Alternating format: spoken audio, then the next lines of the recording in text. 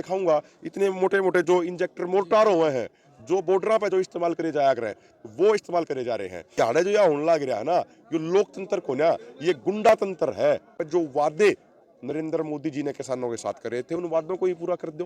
लेकिन उड़ा जो दिखानी थी, उड़ा तो मोदी सरकार की छाती 26 इंची भी को ना पाई। 12-12 बोर की फायर करे गए हैं, किसानों का छर्रे लगे हैं।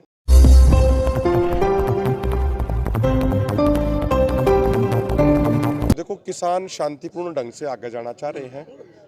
यहाँ पे इस तरीके से फेंसिंग कर रखी है जैसे कोई युद्ध के दौरान होती है। अगर मोदी सरकार ने या ये फेंसिंग या ये नाकेबंदी अगर चाइना बॉर्डर पर करी होती, तो आज चाइना कई हजार स्क्वायर किलोमीटर का अपना एरिया कब्जा ना कर पाता। उड़ा दिखानी थी मोदी सरकार ने 56 इंच की छाती, लेकिन उड़ा जो दिखानी थी, उड़ा तो मोदी सरकार की छाती 26 इंची भी को ना पाई। तो यहाँ पर अपने देश के अन्नदाता, अपने देश के किसानों के ऊपर ये अत्याचार कर रहे हैं। मैं आपको वीडियो भी दिखाऊंगा। मैं आपको लाइव फायर करे गए हैं, 12-12 बोर की फायर करे गए हैं, किसानों का छर्रे लगे हैं। कल 50 किसान हमारे घायल हुए, परसों हमारे 27 किसान घायल हुए थे, लेकिन उसके बावजूद हमने पूरे तरीके से शांतिपूर्ण ढंग से इस मोर्चे को रखा है। और बड़े बड़े जो इंजेक्टर मोटार होते हैं वो भी फायर करे गए और हजारों की संख्या में फायर करे गए। और जिस तरीके का रवैया सरकार द्वारा अपनाया जा रहा है, ये रवैया कतई ठीक नहीं है, ये रवैया कतई स्वीकार्य योग्य नहीं है। ये सरकार की बिल्कुल खुलेआम गुंडागर्दी है, ये सरकार की तानाशाही है। आप देखो एक चीज़, हम मांग लेकर नहीं जा रहे अपनी सरकार के पास, हम तो ये कह रहे हैं अलग अलग समय पर जो वादे नरेंद्र मोदी जी ने किसानों के साथ करे थे, उन वादों को ही पूरा कर दो। भाई 2011 में उन्होंने तो वो कहा था उस समय के प्रधानमंत्री डॉक्टर मनमोहन सिंह जी को कि डॉक्टर साहब खाली एमएसपी घोषित करे तो कुछ ना हुआ, एमएसपी पर कानून बनाना चाहिए। उन्होंने तो यह बात कही थी कि 2014 में अगर मेरी सरकार बनी तो मैं पहली कलम तक स्वामीनाथन आयोग की रिपोर्ट लागू करूंगा। लेकिन ना रिपोर्ट लागू हुई, ना किसानों की कर्ज मुक्ति हुई, ना मजदूरों की कर्ज मुक्ति हुई। इन्होंने कहा था कि लखीमपुर खीरी के शहीद और घायल किसानों को न्याय देंगे, लेकिन लखीमपुर खीरी के घायल किसानों को अब तक 10-10 लाख का मुआवजा नहीं मिला, शहीद किसानों के परिवारों को अब तक सरकारी नौकरी नहीं मिली। तो ये जो सरकार का जो ये एक रवैया है, जो सरकार का एक गुंडागर्दी भरा रवैया है, ये रवैया कतई ठीक नहीं है और ये रवैया बिल्कुल भी नहीं चलेगा। लोकतंत्र में जी ऐसा होना चाहिए जो यहाँ 13 तारीख देखने लायक है, यहाँ की जिस तरह से लोगों पर है जो। तो मैं आपको एक एग्जांपल देता हूँ मेरे भाई। पिछले 1.5 महीने से जर्मनी में, फ्रांस में, बेल्जियम में किसान आंदोलन चल रहा है। लाखों किसान ट्रैक्टर लेकर सड़कों पर हैं, लेकिन वहां तक गोले छोड़ने की बात तो दूर, वहां पे एक पानी की बूंद भी किसी के ऊपर नहीं डाली। ये तो है लोकतंत्र। और जो यहाँ जो यहाँ होने लग रहा है ना, ये लोकतंत्र को ना, ये गुंडा तंत्र है। जो संविधान भीमराव अंबेडकर जी ने बनाया था, आज उस संविधान की धज्जियां उड़ाई जा रही हैं। आप देखो, इन पर मैं आपने दिखाऊंगा, इतने मोटे मोटे जो इंजेक्टर मोर्टार हुए हैं, जो बॉर्डर पे जो इस्तेमाल करे जाया कर वो इस्तेमाल करे जा रहे हैं। कल आप यहाँ से अपने देखो, मोर्चा एक रणनीति के तहत लड़ा जाया कर।